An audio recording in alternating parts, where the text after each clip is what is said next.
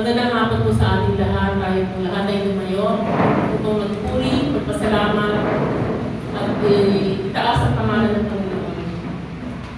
Maraming nasa langit na makapangyarihan sa lahat, pinupuri ka namin, sinasamba ka namin, Lord God, tinataas namin ang pangalan mo sa araw na ito, Panginoon.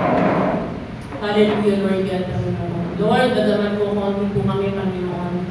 Sinabi mo naman, Panginoon, na kung mayroong isa o dalawa na nagtitipon sa pangalan mo, Panginoon, ikaw ay nasa aming kalagitnaan. Kaya, Panginoon, we are believed, Panginoon, that you are in the middle of us, Panginoon. Kaya, Panginoon, gabayan niyo po kami, gabayan niyo po ang araw na ito, Panginoon, sa aming gawain, Panginoon. Salamat po ng maraming O God, sa mga protections, provisions, and guidance, Panginoon, na patuloy mong ipinadadama sa amin, na patuloy mong binibigay sa amin, Panginoon. Papasalamat po kami ng maraming O God. Hallelujah, Lord God. Panginoon, patawarin niyo po kami sa aming mga kasalanan, sa lahat po namin nagagawa, Panginoon, kung meron kami nagagawa na hindi nagiging kulagulod sa iyo, Panginoon, patawarin niyo po kami, Panginoon. At kami po ay nagpapasalamat, Panginoon, sapagkat ikaw ay namatay sa krus ng Kalbaryo, muli niyo nabuhay, Panginoon, upang tubusin mo ang aming mga kasalanan, Panginoon. Salamat po ng maraming O God. Hallelujah, Lord God. Tinataas po namin sa inyo, Lord God, ang aming gawain nito, Panginoon. Samahan niyo po kami ng banal ng Espiritu, O God. Ganun din po ang bawat isa, Panginoon. Ibuhin mo po sila, Panginoon, ng banal ng Espiritu, O God. Nagawa ang aming mga pag-aaralan, ang aming mapapakinig sa iyo mga salita, Panginoon, ay may sa puso namin, Panginoon, at maipamuhay namin, O God. Ipunin mo ang bawat isa, Panginoon. Let your Holy Spirit be upon us, Panginoon. The Holy Spirit be upon this place, O God, Panginoon. Patuloy mong pagpalain ang lugar na ito, Panginoon. Ang bawat isa, Panginoon, patuloy mong pagpalain, Panginoon. Dalangin din po namin sa inyo, Panginoon, ang aming mga kapatid na wala pa dito, Panginoon. Ipadama mo sa kanila, Lord God, ng araw na ito ay ang araw ng pagsamba sa iyo, ang araw ng pagpupuri sa iyo, Panginoon. At kung alam mo meron silang hinadaanan sa oras nito, Panginoon, ikaw po ang siyang gumabay sa kanila, Panginoon. Salamat, Panginoon. Maraming salamat, Lord God. Ipadama mo sa bawat isa, Panginoon, ang iyong kabutihan, Panginoon. Ipadama mo po sa amin, Lord God, ang pagpapala mo, Panginoon, ang pag-iingat mo, Panginoon. Kahit nagpapasalamat po kami ng maraming O God. Lord, tinataas po namin ang gawain dito, Panginoon. Samahan niyo po kami, O God. Open our ears, Panginoon. Our hearts, Panginoon. Sa mga salitang maririnig namin, Panginoon. Ganun din po, O God. Hallelujah, Lord God. Ang siyang magbibigay ng iyong mensahe, Panginoon. Patuloy niyo po siyang itago sa inyong likuran. Ipuin mo po siya ng banal ng Espiritu, O God. Ganun din po, Panginoon, ang aming music ministry, Panginoon, ng kanilang awitin, Panginoon, ay maging kalugod-lugod sa iyo, Panginoon, na yung pangalan lamang ang itataas at ang pangalan mo lamang ang pupurihin, Panginoon. Ang aming po tithes offering, O God. Salamat, Panginoon. Hallelujah, Lord God. Sa mga tithers, Panginoon. At Lord, itulong mo sa bawat isa, Panginoon, ang pagbibigay ay pagpapala, Panginoon. Hallelujah, Lord God, Panginoon. Nawa ang bawat isa, Panginoon, ay makapagbigay, Panginoon, na naaayon sa kanilang kalooban at kaliligayan ng kanilang kalooban, Panginoon. At nawa ang aming tithes offering. Hallelujah, Lord God, maging pagpapala ng iglesia nito, Lord. Salamat po ng maraming O God. Hallelujah, Lord, sa oras na ito, Panginoon. Muli mo po kami samahan, Panginoon. Salamat po ng maraming O God. Lord, muli po namin binabalik ang lahat po ng papuri, pagsamba sa matamis na pangalan lamang ng iyong anak na si Jesus. Amen and amen.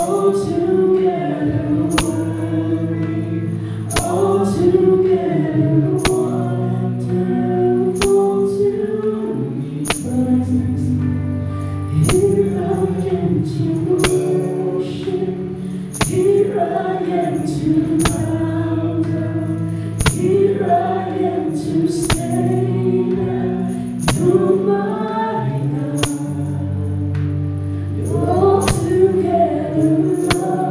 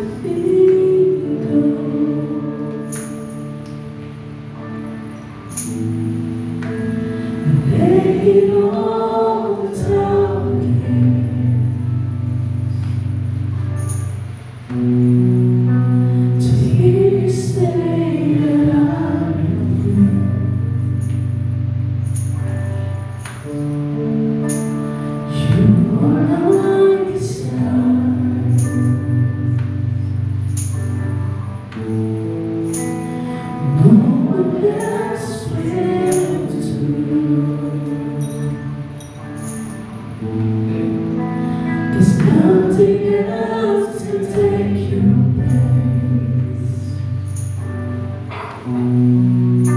To feel the warmth of your embrace. Help me find a way. Bring me back to you.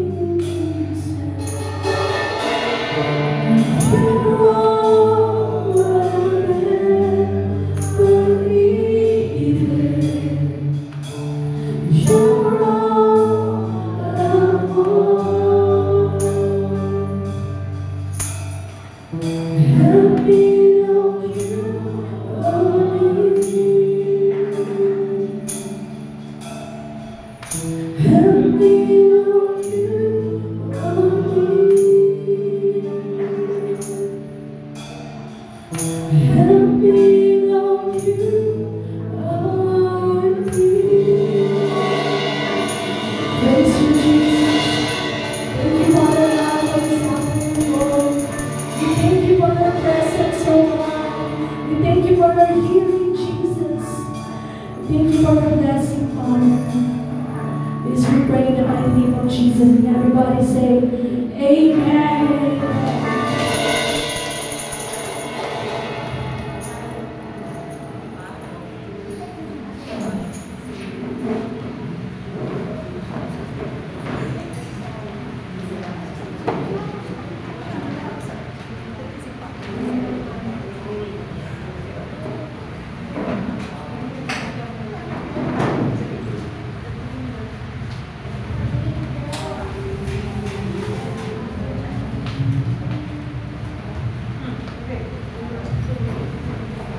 Kaya po lahat na tayo muli tumayo at sama-sama natin basahin ating pag-aaralan ng katotohanan.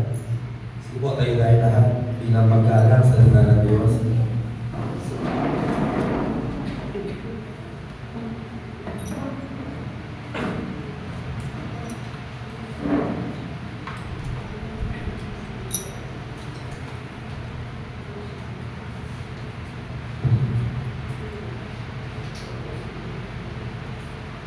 Tayo na rin manalangin. Aming Diyos, masalangin, papasalamat kami na kami binilang mo sa mga taong mapalad sapagkat kami ay narito sa lugar na ito at sa mga oras na ito dahil narito ang iyong mga salita saan ay mararanasan namin ang iyong presensya na magdudulot ng kapayapaan, kagalangan at pag-asa sa amin. Bigyan mo kami ng lakas at tulungan upang maunawaan ang iyong mga salita. Kung sama kami mga sa ngayon ay higit sa kapasidad ng aming pangunawa kundi maranasan namin ang buhay sa iyong salita. In Jesus' name we pray.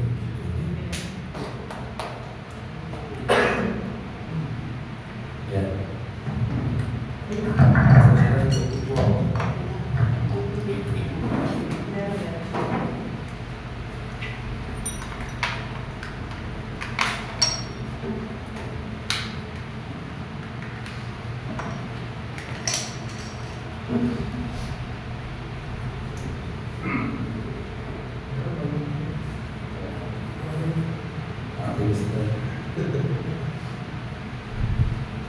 Sige, tayo na muna natin. May technical error.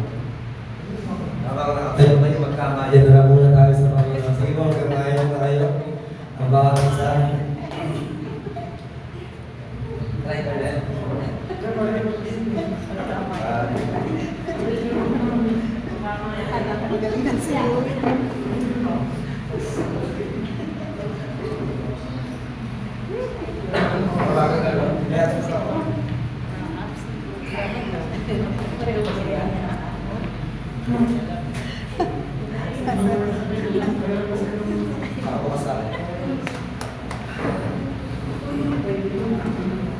Sige.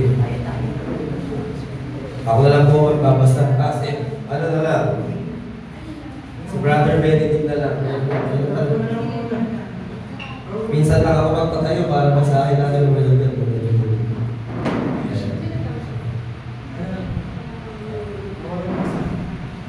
Lagi ka rin ito.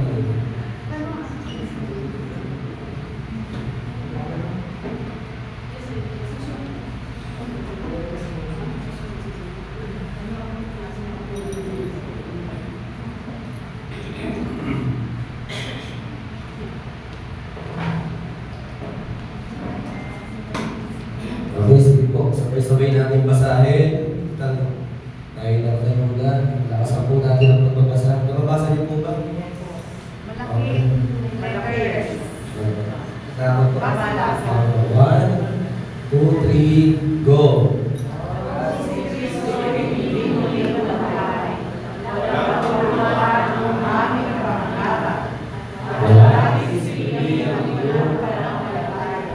At hindi lang iyan.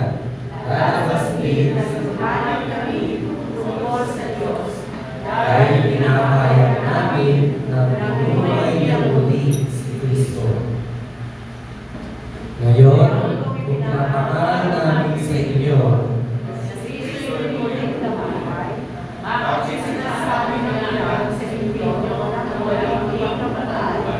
Kung totoo wala muling pagkabuhay, nangangahulugan na maging si Kristo ay hindi muling nabuhay. Ngunit hindi siya muling nabuhay kung talagang wala muling pagkabuhay. At kung si Kristo ay hindi muling nabuhay, walang silbi ang inyong pananampalataya at hindi pa kayo napapatawad sa inyong mga kasalanan. At nangangahulugan din na ang mga mananampalataya kay Kristo na napatay na ay hindi naligtas. Kung ang pagkasa natin kay Kristo ay hanggang sa buhay na ito lamang, tayo ang pinakawawa sa lahat ng tao. Papakan natin ang salita ng Diyos. Dito maraming tayo ng lahat.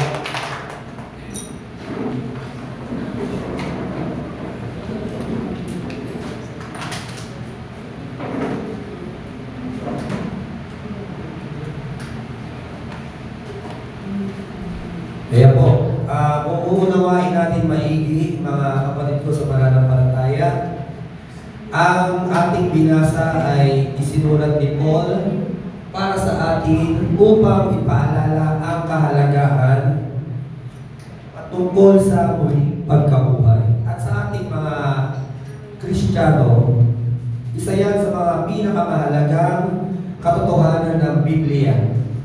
Yung tinatawag natin na buhay na walang hanggan.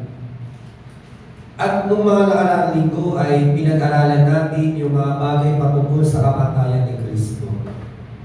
At sabi dito ni Pablo sa kanyang mga salita ng ating Panginoon na kung gaano kahalaga ang kamatayan ay singhalaga din nito ang muling pagkabuhay. Dahil dito sa ating binasa na kahit na ang ating Panginoong Hesus ay namatay, wala rin itong saysay kung walang muling pagkabuhay. Kaya nga ang mabuting balita ay, o tinatawag nating gospel, ay binubuo ng katotohanan na ang ating Panginoong Hesus ay nagkatawang tao dahil siya ay namatay para sa ating mga sala, siya ay inilibing, ngunit muling nabuhay. So yun po ang mabuting balita. At ngayon po, linggo, ang pag-aaralan natin ay ang mga salitang binasa natin. Ngayon, ito ay patungkol naman sa muling pagkabuhay ng ating Panginoong Hesus kung saan ito ay nagdulot ng panalo o pagkatagumpay ng Panginoon sa kamatayan. So, sa title natin ay Jesus' Resurrection Conquers Death. Ang muling pagkabuhay ng ating Panginoong Hesus ay nagdulot ng tagumpay sa kamatayan. So kaya naman talaga, pag sinabing resurrection, ibig sabihin, may nangyaring kamatayan. At yun nga yung pinag-usapan natin noong mga nakaraang linggo. At ngayon, dahil nga ang mabuting balita ay patungkol sa kamatayan ng ating Panginoong Hesus at muli niyang pagkabuhay, mariin natin pag-aralan din yung katotohanan sa patungkol sa muling pagkabuhay ng Panginoong Hesus.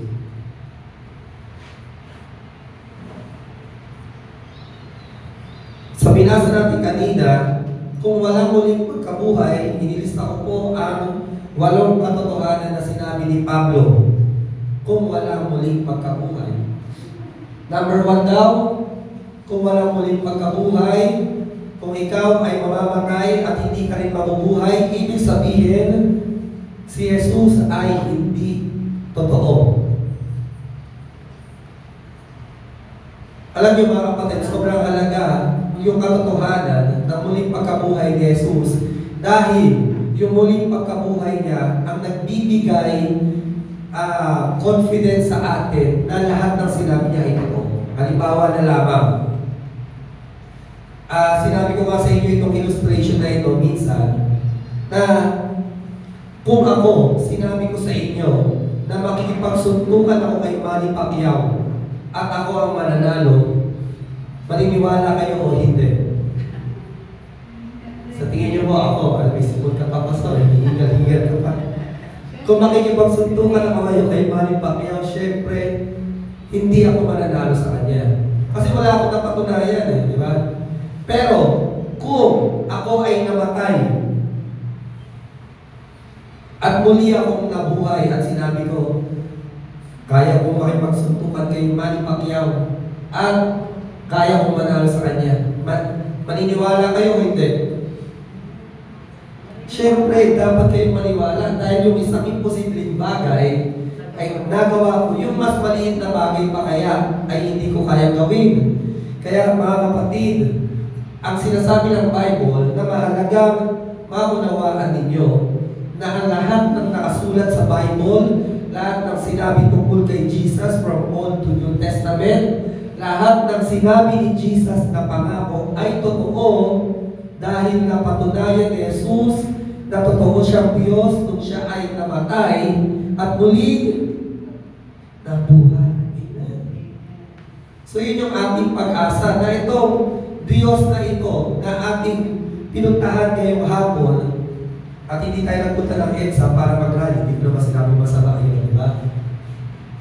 Pinapaniwalaan natin siya dahil pinapatunayan niya o napatunayan niya na sa atin na siya ay totoo. At hinahamon ko po kayo. Ayoko namang maniniwala. Ay, sabi naman ni Pastor yan, maniniwala na lang ako. Hindi po magandang kaugalian ng isang Kristiyano yan. Dahil kung ganyan ay lalaki po kayo mga blind followers. Ako po, hinahamon po kayo. Pag-aralan niyo po lahat ng historical background. Total may AI na, diba? Or may Google na.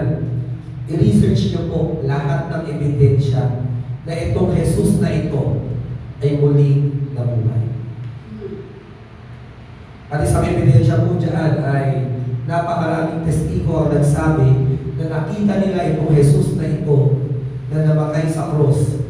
Pero nakita rin nila itong Jesus na ito na muling nabuhay. At hindi lang nila sinabi na nagtestimonya, oo, nakita ko nga yan, namatay sa cross, muling nabuhay. Sobrang totoo, itong mga tao na ito, willing silang mamatay sa katotohanan na ito. Alam niyo po ba yung kapatid? Ang sabi, nung panahon nila, kapag binabahagi mo si Kristo, papatayin kita. Ikaw ba kapatid? Kapag binigyan ka ng ganong hakol, isi-share mo ba si Jesus o yung katotohanan tungkol sa Kanya? Bigyan ko kayo ng kasagutan dyan. Pwedeng hindi, pwedeng ako. Pero kung ikaw talaga mismo, nakita mo itong Jesus na ito, na napako sa krus at muling nabuhay, at nakita mo sa Kanya, yung imahe ng Diyos na hindi nakikita, ang dapat mabatay para sa Kanya. Pero kung hindi totoo yun, pwede mo ang daling i-deny. Ay, hindi naman totoo si Jesus. Pero alam mo kapatid, lahat ng mga naniniwala kay Kristo noong panahon na yan, kahit na buhay ang kapalit, pinatotohanan nila, si Jesus po ay buhay at siya ang Diyos at ang Panginoon. Kaya kayo po mismo, hinahamon ko po kayo, china-challenge ko kayo, pag-aralan niyo po ang mga katotohanan o mga historical evidences na ang ating Panginoon ay minsan namatay at minsan din nabuhay. At yun nga yung sinabi ni Paul, kung hindi nabuhay si Jesus, walang silbi lahat. Number 2, kung wala na muling pagkabuhay, walang kabuluhan ang pangalan. Kung hindi nabuhay si Jesus, nonsense, bakit pa kailangan tayo mag-aral ng Word of God? Namatay lang naman yan Katulad lang naman siya ni Buddha. Katulad lang din siya ni Muhammad. Namatay. Pero hindi kasi kapatid. Tayo, willing tayo mamatay sa pananampalataya natin dahil alam natin si Jesus ay namatay at muli nabuhay. Willing kayo maglaan ng oras, panahon, nag-o-offering pa nga kayo, di ba? Nagtatimes pa kayo. Binibigay nyo ang lahat dahil may kabuluhan. Yung pinapaniwalaan natin ay hindi na natiling patay. Siya ay namatay at muli nabuhay.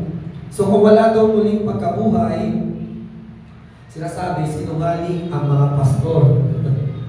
ang mga pagturo. At hindi lang yan. Kung walang muling pagkabuhay ni Jesus, wala rin kayong muling pagkabuhay. Siyempre, kung ang leader nyo namatay at sinabi niya, bago mamatay, muli kayong mabubuhay, pero siya hindi niya nabuhay yung sarili niya. Huwag na rin tayong umasa na muli tayong mabubuhay. Pero salamat sa Panginoon, dahil si Jesus ay namatay at muling nabuhay. Kaya hindi mo na pwede sabihin, totoo ba langit? Bakit namatay ka na ba? Pinakapunta na ba sa langit tsaka sa impyerno? Hindi mo na kailangan alamin. Kailangan mo lang na paniwalaan. At syempre, ikaw mismo, sarili mo, pag-aralan mo ito. Hanggang sa mapapatunayan sa'yo ng Panginoon na si Jesus ay namatay. At minsan siya namatay, muli siya nabuhay. May isang pelikula nga ito, yung panoorin niya na naman ko, The Case of Christ. Isang atheist na reporter, galit na galit yan sa mga Kristiyano.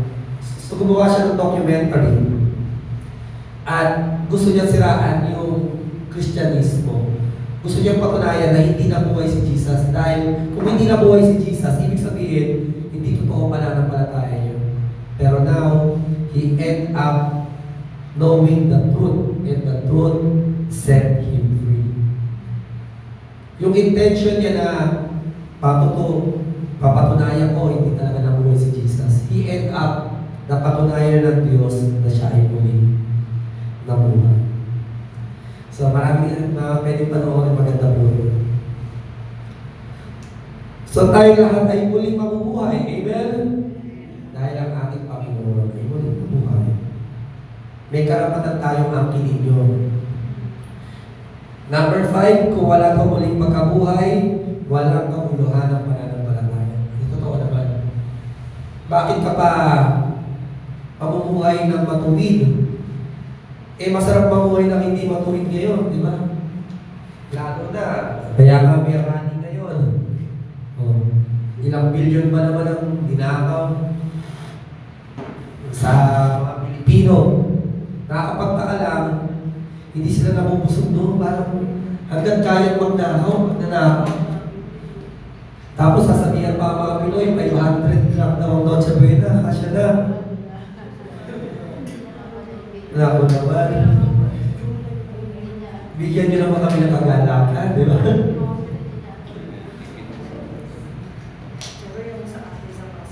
So parang, inaano na lang tayo mga Pilipino, 500 lang, maging masaya na kayo.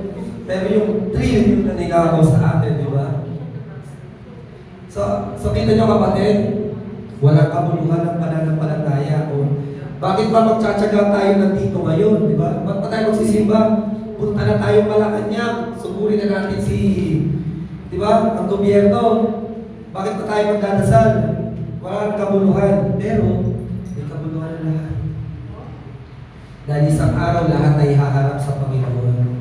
Sabi nga ni Bishop ang encouragement niya sa mission worker, okay, pag-alala. Ang mga tao mapupunta sa impyerno, hindi lang 1 million years makukulong. Hindi lang 1 billion years. 1 trillion years na hindi pa rin ubos. So naubos na lahat ng ninakaw siguro nila. Kung di man sila magsisi o manumbalik sa Panginoon. Pero yung kapatid ay walang hanggang kapansanan. So may pag-asa pa rin. Amen? May kabuluhan ng pananampalataya. Amen? May kabuluhan ng dito tayo ngayon. Amen? Dahil may muling pagkabuhay. Kaya kung wala daw muling pagkabuhay, hindi pa tayo napapatawad sa ating mga kasalanan. At kahit yung mga namatay na, ay wala rin kapatawaran sa kasalanan. Dahil ang taming paraan lang para ang tao ay mapatawad sa mga pagkakamali o pagkakasala ay kamatayan. Dahil ang kabayaran ng kasalanan ay kamatayan. Pero salamat sa Diyos sa kanyang biyaya. Siya ang namatay para sa atin.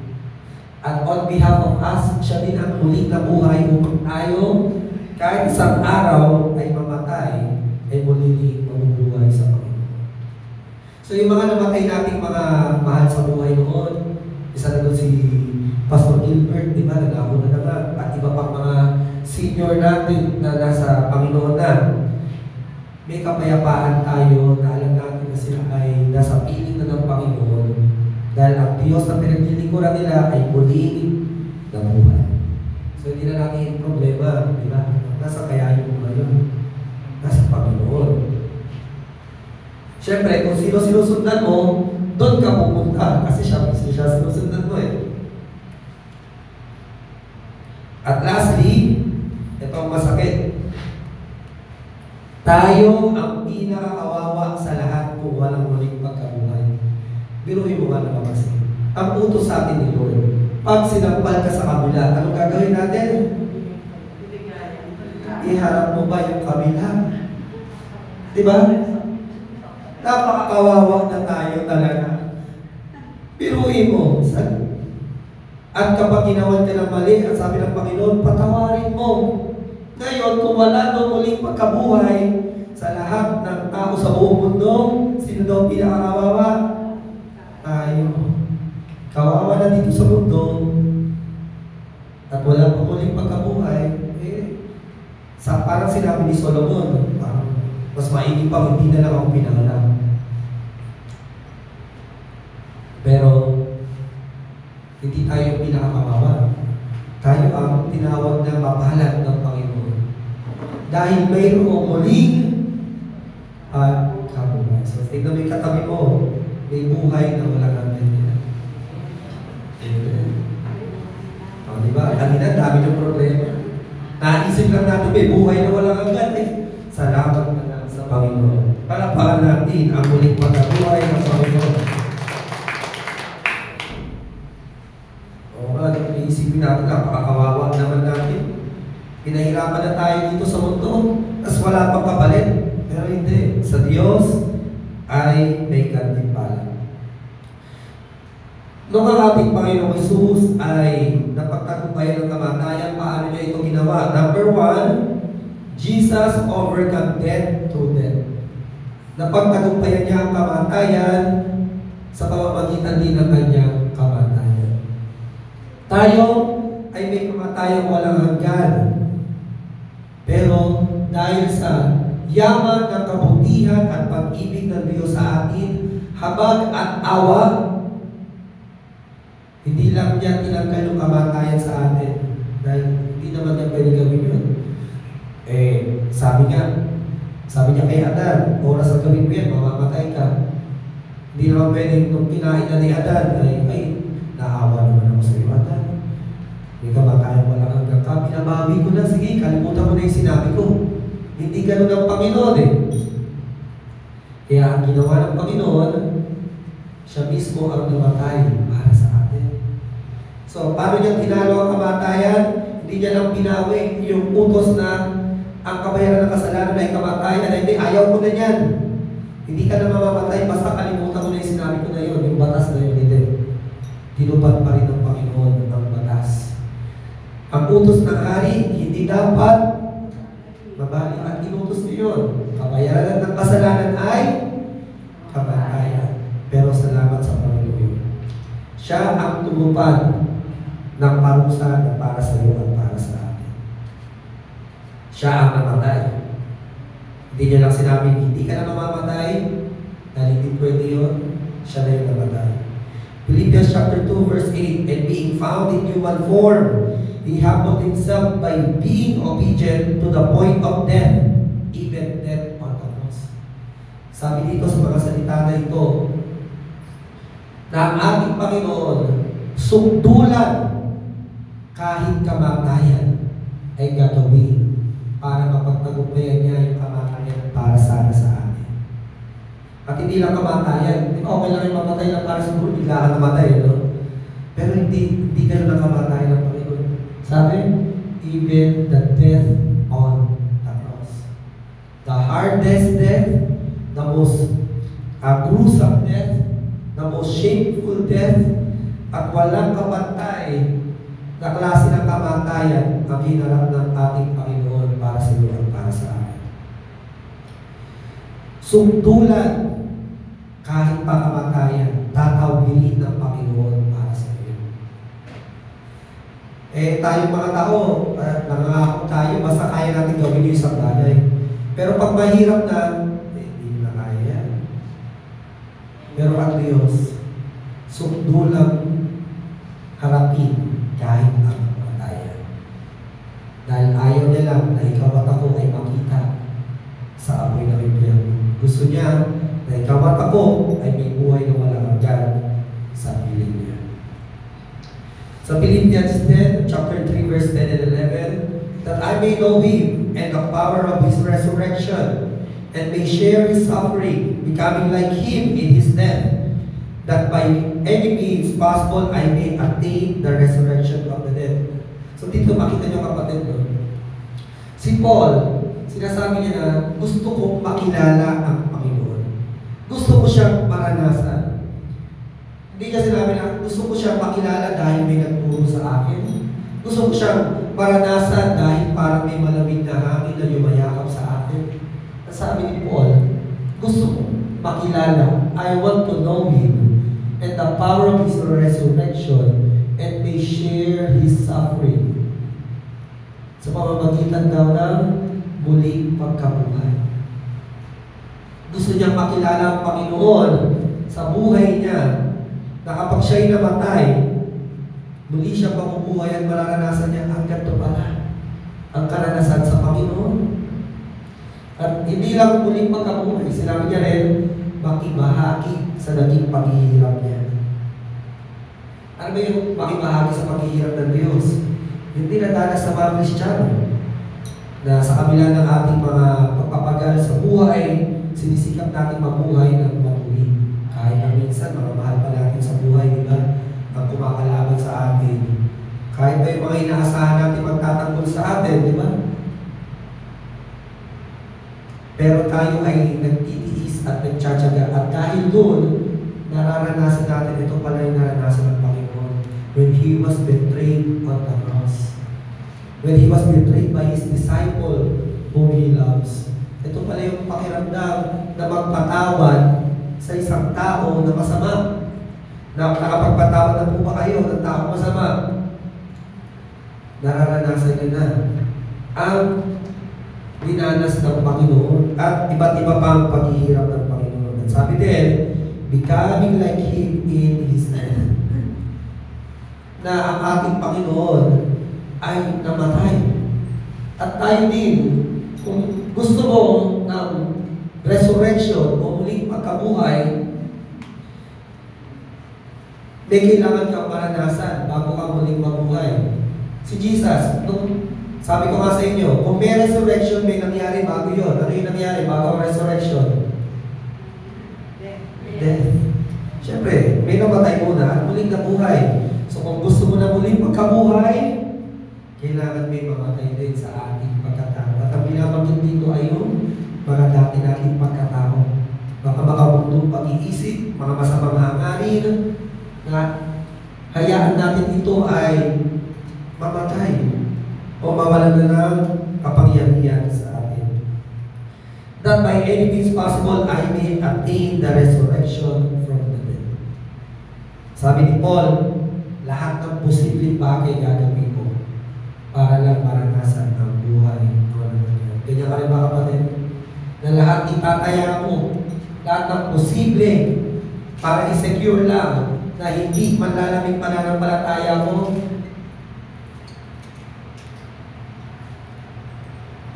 Isasakripisyo mo para lang masigurado na hindi ako malalayo sa Panginoon. Para muli, maranasan mo muli pagkabuhay. So yan po ang number 1. Number 2, na pagtagumpayan ng Panginoon ang kamatayan sa pamagitan ng He defeated sin. That's the sting of death. So hindi lamang kamatayan ang pinuksa o napagtagumpayan ng Panginoon, maging ang mga kasalanan natin. In 1 Corinthians chapter 15, 54, 56, sinabi na ito sa Hosea, When this corruptible has put on incorruption, and this mortal has put on immortality, then shall be brought to pass the saying that it is written, death is swallowed up in victory. Ang kamatayan daw ay nilunok ng tagumpay o napugsa. At sinabi nga, O kamatayan, O death, where is your sting? O Hades, where is your victory? Ang Hades po ay lugar ng mga patay. Sinasabi niya, kamatayan, nasa nakabandag mo. O lugar ng mga patay, nasa dami yung tagumpay. At ang binabanggit dito na kabandag ng kamatayan ay yung kasalanan. Yun sa kagat ng ahas naman, hindi naman nakakamatay yung kagat, di ba? Masakit yun. Ano ang nakakamatay sa kagat ng ahas? Yung kabandag. At tayo mga kapatid, ang pumapatay sa atin, hindi yun dahil may kamatayan lang. O dahil tatanda tayo, malidisgrasya, o isang araw bigla tayo mamamatay. Hindi po yun ang pumapatay sa atin. Dumating ang kamatayan nung pinahintulutan ng tao na siya ay kumalaban o magkasala laban sa Diyos. Kaya ito ang maganda sa Panginoon.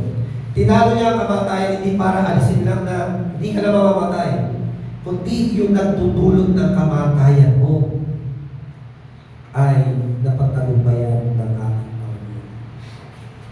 Kaya kapatid, sa iyo, sa buhay mo na ito, sa pananampalataya natin, huwag lang natin problemahin na ayoko pumunta ng impyerno. Actually, hindi naman yun ang problema talaga natin. Ang problema natin ay yung mga kasalanan ating nagagawa na naglalayo sa atin sa Panginoon. Pero ang maganda, sinabi sa atin ng Diyos, yung kabandag ng kamatayan, which is the sin. Di ba? Hanggang ngayon, may mga nagagawa tayong pagkakamali. Napagtagumpayan niya ng Diyos. Kailangan lang natin isuko sa Kanya. At maunawaan natin sa susunod kung paano natin mapagtatagumpayan. Kung paano napagtagumpayan ng Diyos ang kasalanan.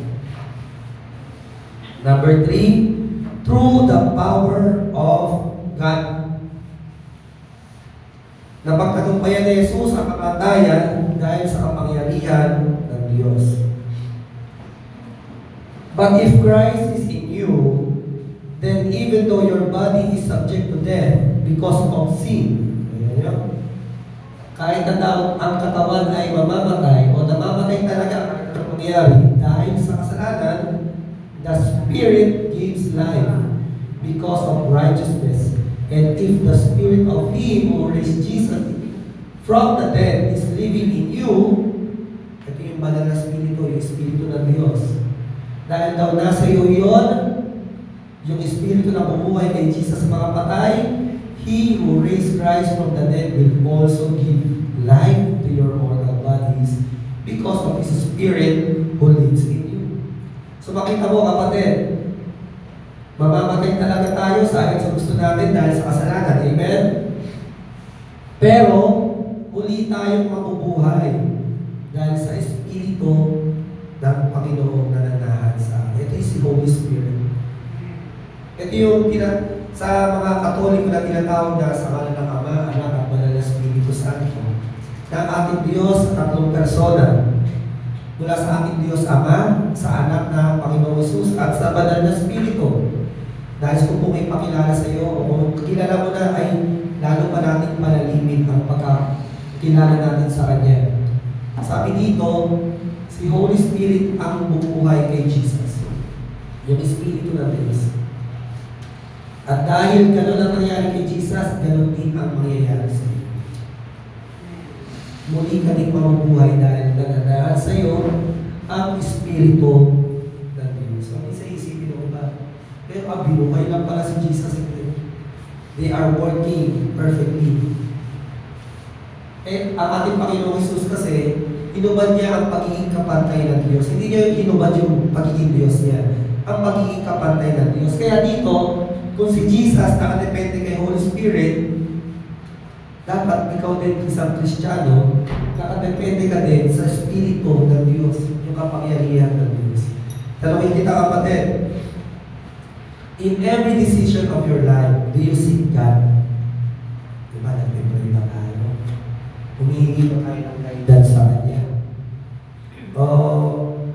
Okay to, gusto ko to. Hindi ba lang tayo humihingi ng counsel from the Holy Spirit? O yung mga bagay na conviction ni Holy Spirit, dumidepende pa tayo sa Kanya. Gayahin natin ang Panginoon. Kung ang ating Panginoong Jesus ay nakadepende sa kapangyarihan ng Banal na Espiritu, siyang tayo din naman. Dapat din tayo mga Kristiyano. Kung ayaw mo, di wag. Pero, kung ayaw natin, edi hindi rin natin mararanasan yung muli pagkabuhay. Very simple lang naman, parang patulong sa bata. Ayaw mo, di wag. Gusto mo, edi may buhay na walang hanggan sa Panginoon. Misa kasi tayo, Christians, may pagka-selective tayo, di ba? Pinipili lang natin yung madaling unawain, madaling tanggapin. Pero ito kapatid, kahit na anong sabihin natin na malakas ang hatak ng tukso, mas malakas pa rin ang hatak ng Espiritu Santo. Dahil ang hatak ng mundo, nasa labas lang yan eh. Ang Espiritu ng Diyos na naglahan sa iyo. Nasa loob mo yan. Kailangan mo lang isuko o magpasakop sa Kanya. We were therefore buried with Him through baptism into death, in order that, just as Christ was raised from the dead through the glory of the Father, we too may live a new life. So kita nyo, hindi siya nakakalitong intindihin eh. Pero ewan ko ba sa mga Kristiyano ngayon na nagsasabing, ligtas na ako kahit mabuhay ako ng masama. Hindi po katotohanan yun. Kasi sinasabi dito na katulad ni Jesus na namatay at inilibing, tayo din mamamatay at inilibing, pero muling nabuhay. Kaya nga sabi dito, we too may live a new life. Kaya isang ebidensya na ikaw talaga ay may buhay na walang hanggan, makikita mo muna na may pagbabagong nangyayari sa iyo. Hindi man perfect ka agad, no? Pero makikita mo na parang kahit ikaw mismo makikita mo, parang nagbabago na ako. Dati di ako nagbabasa, ng Bible, nagbabasa ka na, nag-pray ka na, o may mga mali kang ginagawa na iniiwasan mo na. At yung mga hindi mo lang kaugalian, tulad ng pagsisimba, ginagawa mo na. Ibig sabihin, may bagong buhay ka na sa Panginoon. So, hindi lang po yung baptism na paglubog sa tubig. Sino po ba dito hindi pa na-baptismal sa tubig? Nasa kamay. Isa lang. So, hindi naman requirement, no? Hindi porket hindi ka pa na-baptismal sa tubig, ay hindi ka na tatanggapin ng Panginoon.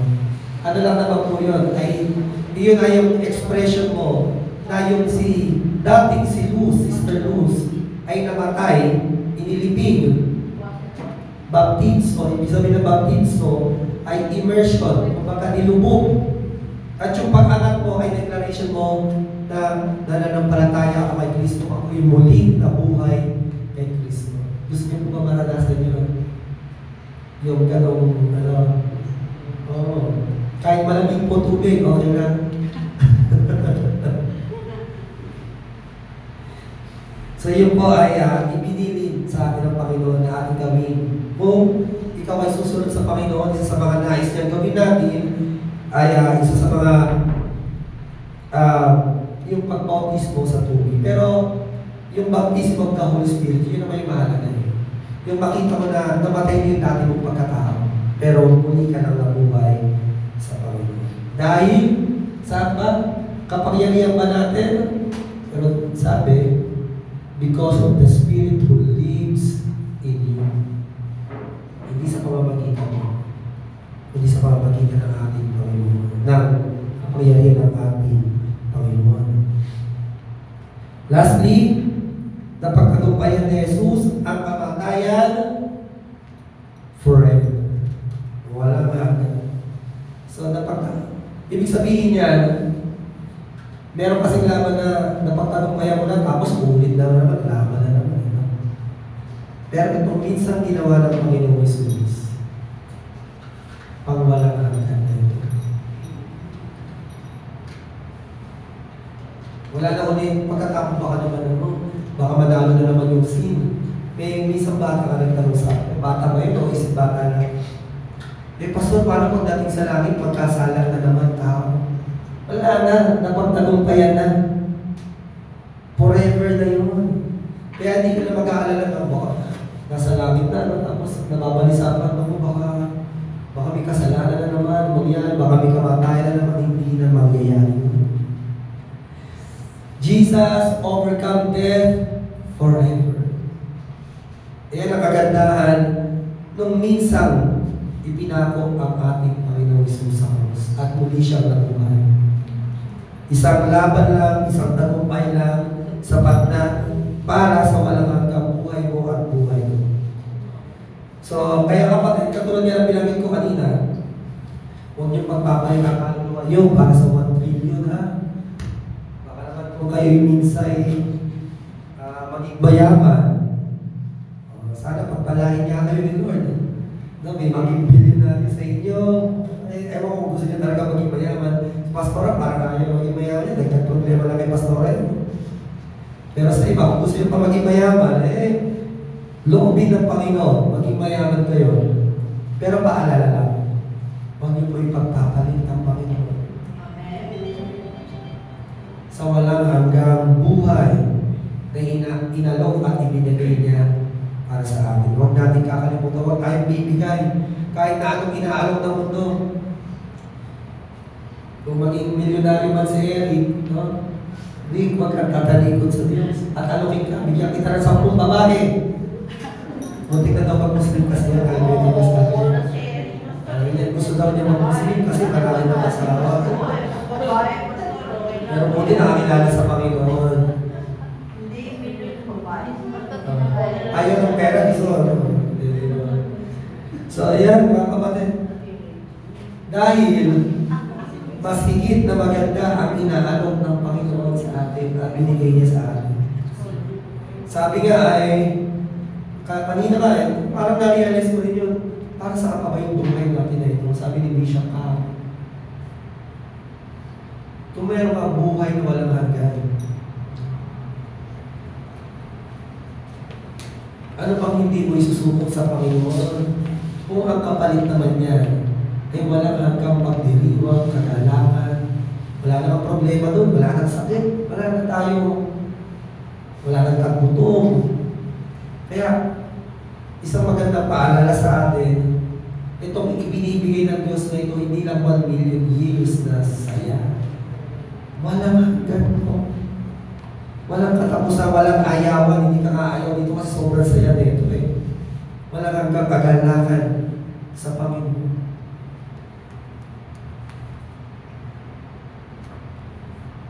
Revelation 1:18, I am the living one. I was dead, but now I am alive forever and ever. Sinasabi ng Panginoon, umugong sana sa ating mga kaluluwa. Sinasabi ng Diyos, I am alive forever. Buhay ako magpakailanman.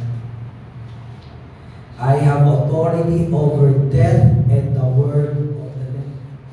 Nasa aking mga kamay ang kamatayan, maging ang lugar ng mga kamay.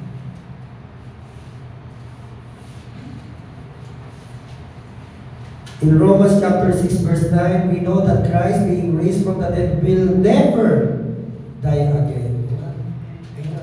Napakagandang isipin. Kapag nandun na tayo, walang hanggan, itong sinasamba natin, hindi yan mamamatay magpakailanman.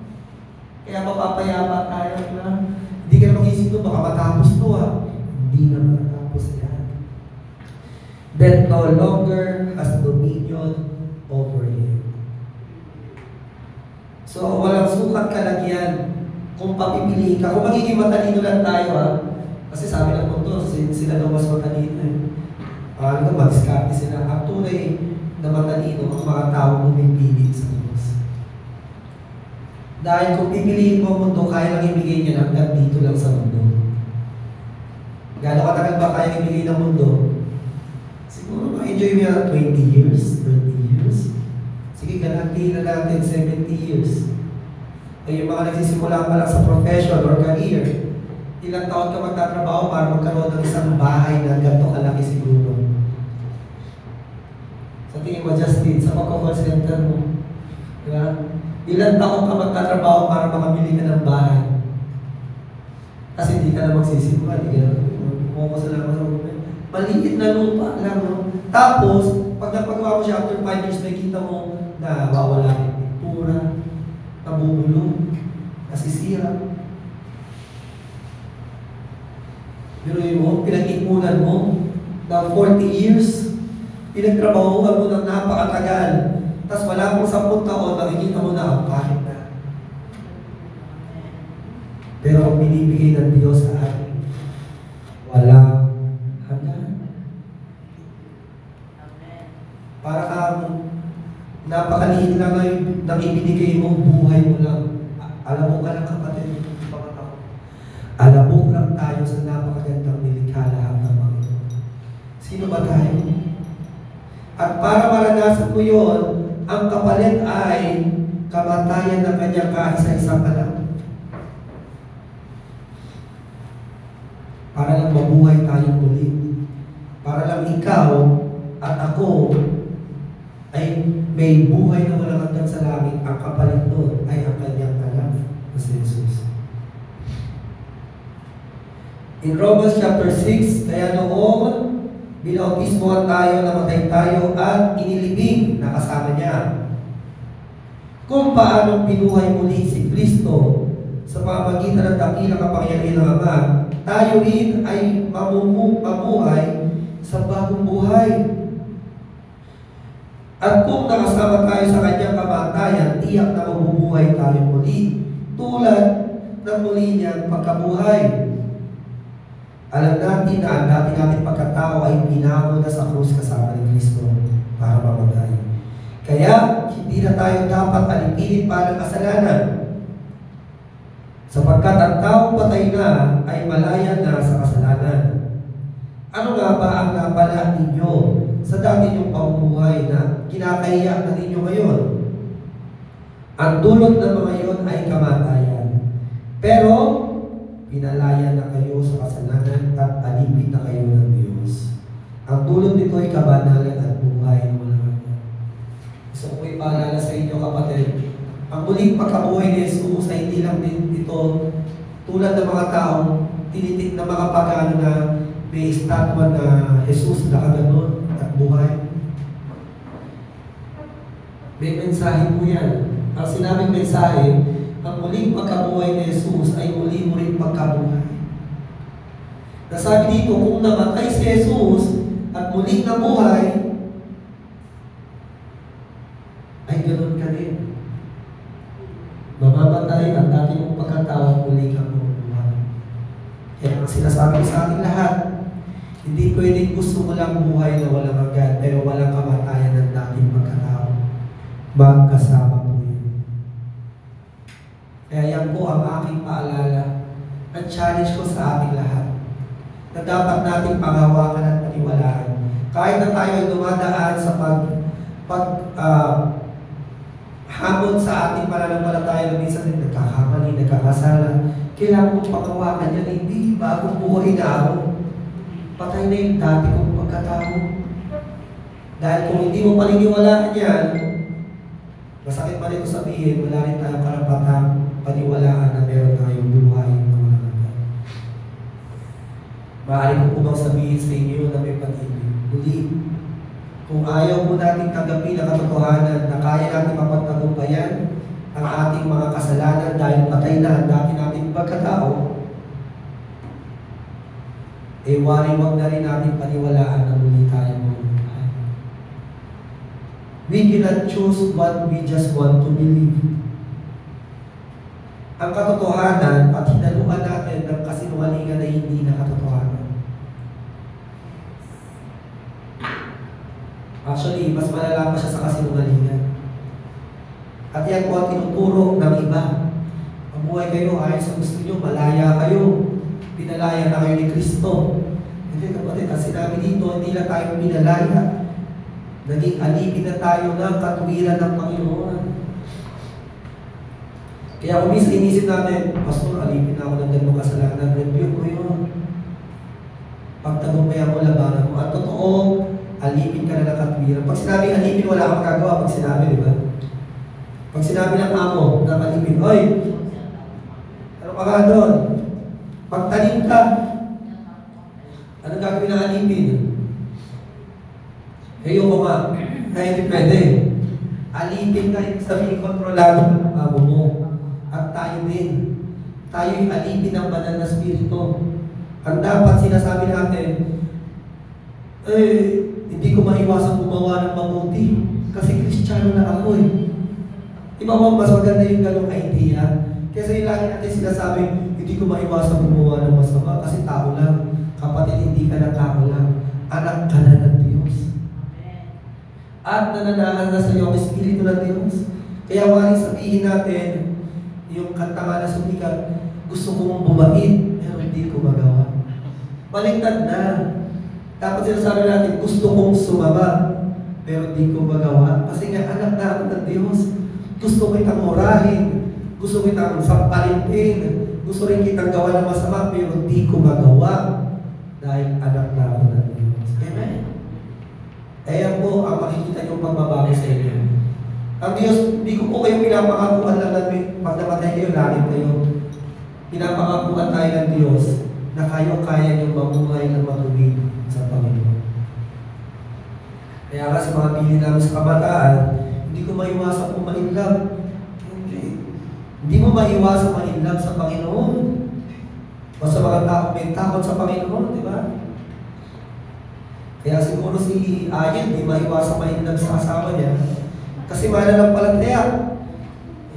Hindi na nagka-problema si Pastora na hindi ko maiwasan ma-inlove mo sa unbeliever.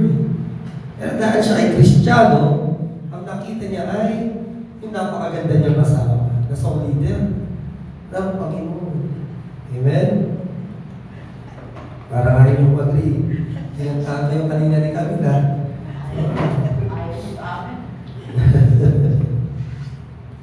Dito na po tayo magtapos. Siya na po kung sinisip po natin na at kung namatay na tayong kasama ni Kristo, naniniwala tayong mabubuhay din tayong kasama niya. Papaulit-ulit na sinasabi ng Panginoon. Sapagkat alam natin si Kristo yung muling nabuhay at hindi na muling mamamatay, wala nang kapangyarihan sa Kanya ang kamatayan.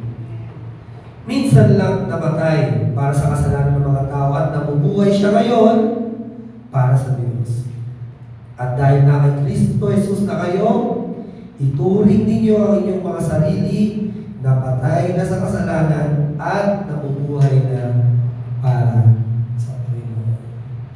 Sa Diyos po ang God bless you, mga kapatid.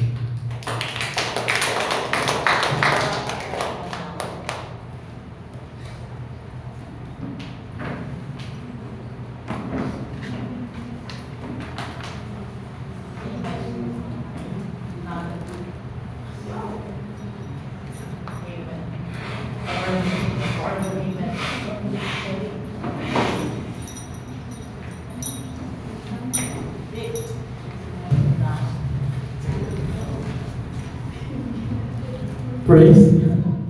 Kailangan lumapit mo siya. Si Benedict. Amen. Encourage lang po ako, let's keep the testimony living. Okay? So, kailangan may mga testimony. Ito pong testimony ko, nangyari po ito noong Friday. So, there are 3 points that I want to encourage us. First is the word of the Holy Spirit. The prayer, and humility, how to say sorry. On Friday po, I was in Pasig prayer house. And takawin po ako, yun yung crucial sa trabaho ko. Pag may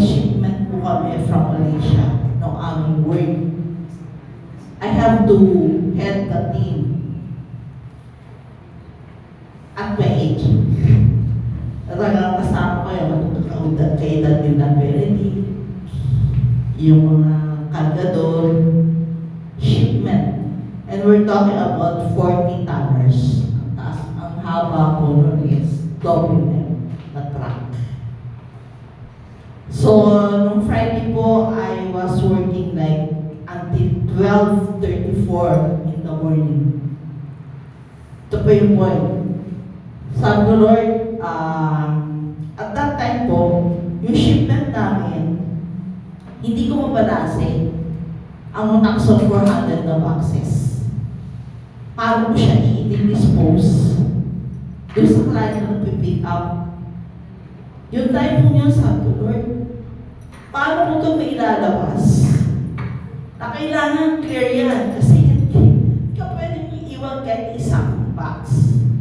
And yung pumipick up, sabi niya, hindi, ganito yun, ganyan, bilang so, dami ng ganon. To cut short, hindi kami nagka-coordinate.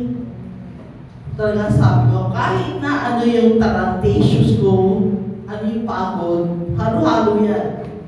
Ano yung takot, kasi ako ang serable being headed. To Lord God, help me. A power of prayer. Holy God. Ilang matapos ko to. And I cannot give up. Ano pong gagawin ko? So the Holy Spirit work. Ito ko isa-isa. Ito yung dapat. That's the power of prayer. Na kahit na yung time na parang wala kang makitang liwanag. Yung mga postulog na yan Yan, ganyan naman, di ba? Pero ko yan call mo yan Magre-report ka na lang. Pero pwedeng tulungan na ganyan dapat. Wala akong gano'n.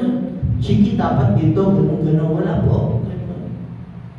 My boss is the Holy Spirit. The only hope that I have is to pray. And the Holy Spirit. Lord, give me wisdom. Tulungan niyo po ako na makauwi ng maayos, trabaho maayos. So that's two things. In times of trouble, the only thing that we can do is to pray and the power of the Holy Spirit. And that's done. Lord, thank you. That's 12:34 in the morning. Hinahanap mo nga ako ni Jenny. Kami niya, nawawala na ako na ate. Sabi ko rin, nasa work pa rin ako. And the third part is the humility. Ang mga dala kong tao is apat. Yung gigibak na sila, hindi ako ganyan Ikaw ang head. Pero ikaw yung, hindi, dapat ito. Ikaw yung parang mas mataas pa yung boses sila. Na parang, hindi, ba't ito kinuha, ganyan. And I said, Lord, give me wisdom paano dalawa sila. I-handle yung mga taong dalawa. And that's the Lord God, the Holy Spirit, teach me to humble. Na kahit ako led, ang nag-delete ng tao, I say, sorry. Ito gawin natin. Pagkaisa tayo, hindi tayo pwedeng ganito. Magtulungan tayo kung hindi tayo uuwi. Ano gagawin sa box na to? And I learned to humble myself. Minsan hindi mo isipin yung ikaw ang head. Just be humble. And everything will be okay. And I said, sorry. Minsan yun yung nawawala sa atin Lalo kung tatrabaho ka. Pag sinabing leader ka, it's very hard to say sorry. Ako leader, ako magsasorry sa'yo. Ganun kita. And that teaches me, tinuturuan tayo to humble down. Na lalo na, yung mga nag-i-start ng work at nag-age yung po aking dating encouragement, humility. Hindi ko anong posisyon ng sinasakupan mo, but as a person. And obviously, let's give them a little kindness. Na hindi kailangan sila sigawan, hindi sila kailangan alisin. As medyo mahirap po. Let's be humble and a little kindness. God bless. To God all the glory. Pagkat napapakita natin na tayo anak ng Diyos, and encourage everyone, share all our blessing, small, malaki, o anuman. Let's give glory to the Lord God. God bless us.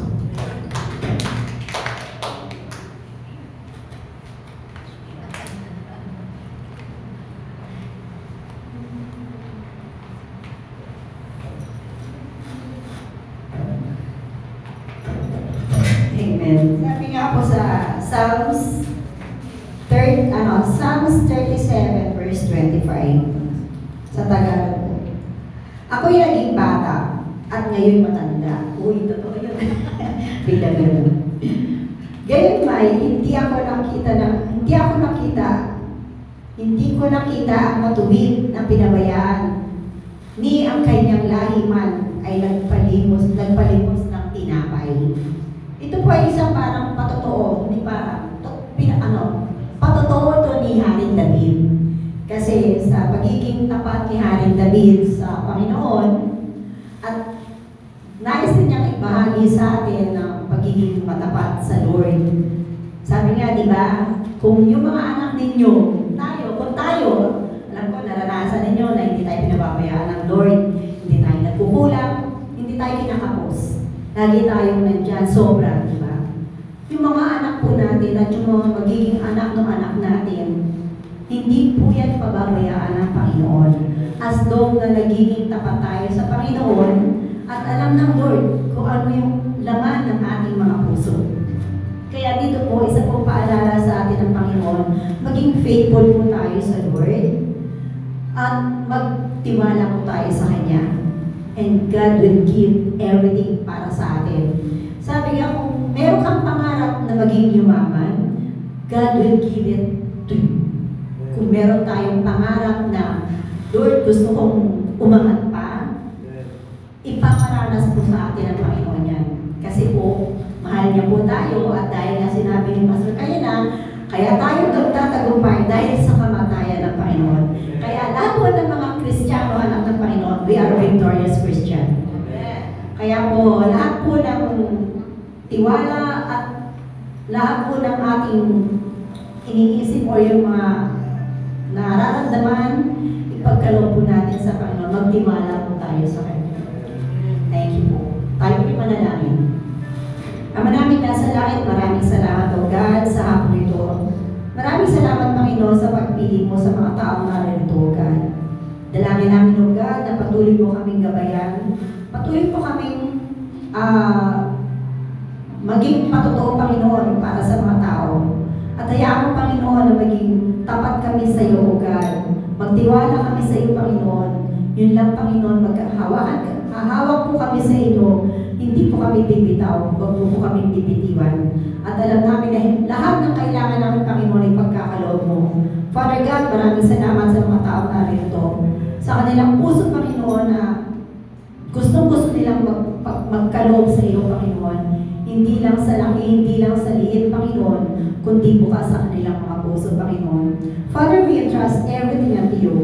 Kahit mga maliliit na bagay sa aming puso, Panginoon, sa aming buhay, O God. Father, matuto kami magtiwala sa iyo, Lord, dahil alam namin, Panginoon, na ikaw lang ang maaaring makatulong sa amin, O God.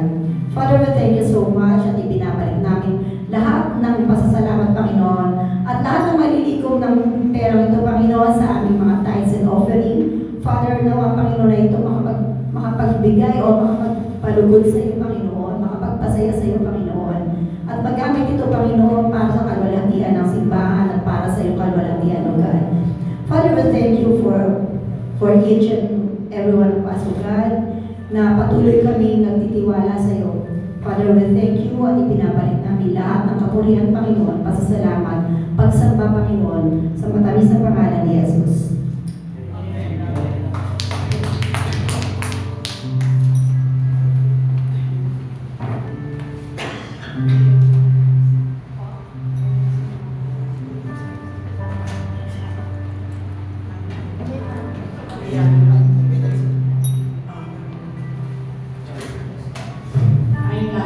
tumayo.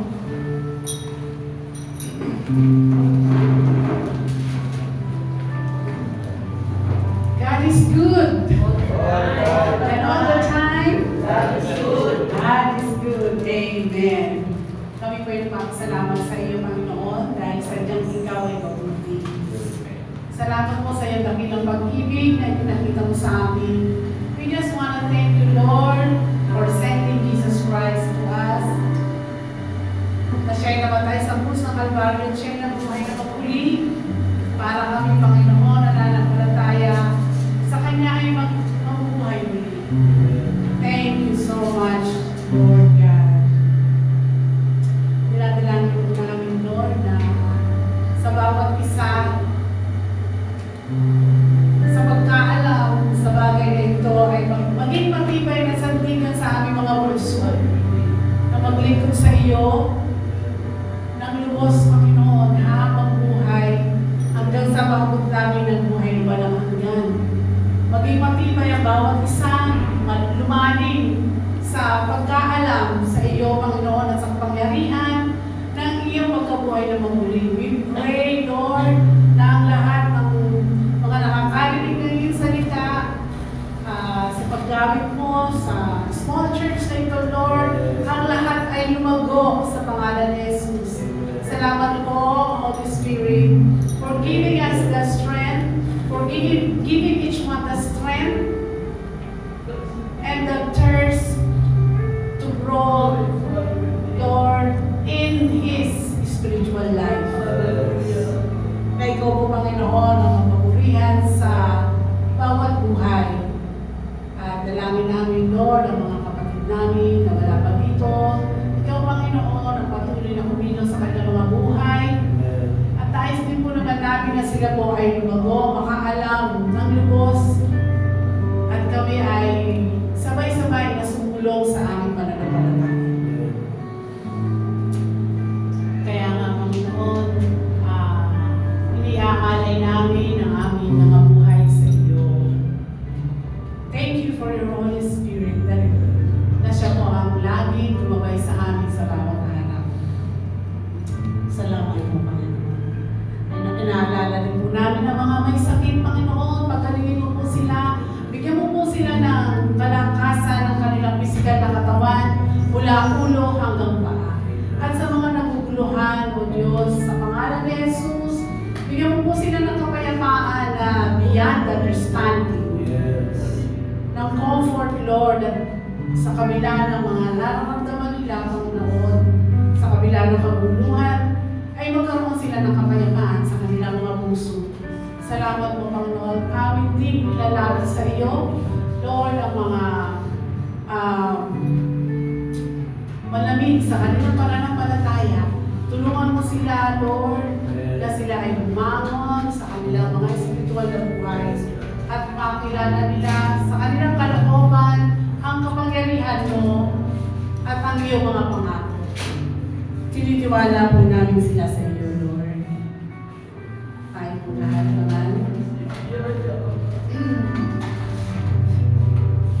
Ang pag-ibig ng Diyos, ang biyaya ng Panginoong Jesus,